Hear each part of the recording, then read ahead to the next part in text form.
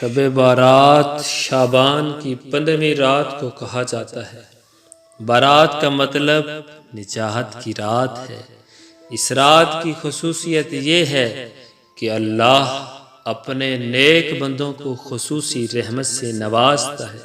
اس رات ہر امر کا فیصلہ ہوتا ہے۔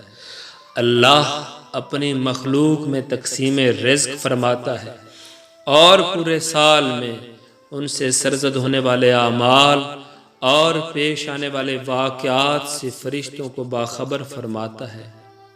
اس رات کو مغفرت کی رات اور رحمت کی رات بھی کہا جاتا ہے۔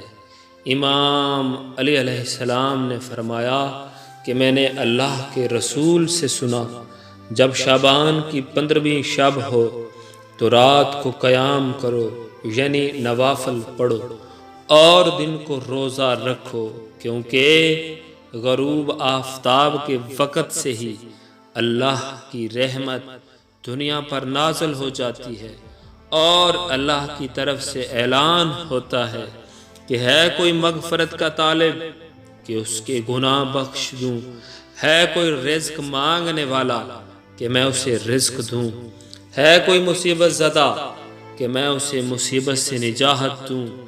یہ اعلان طلوع فجر تک ہوتا رہتا ہے۔ یاد رکھنا، اس رات اللہ سے جو بھی مانگا جائے وہ ملتا ہے۔ اللہ سب کی دعا قبول فرماتا ہے، سوائے بدکار عورت اور مشرک۔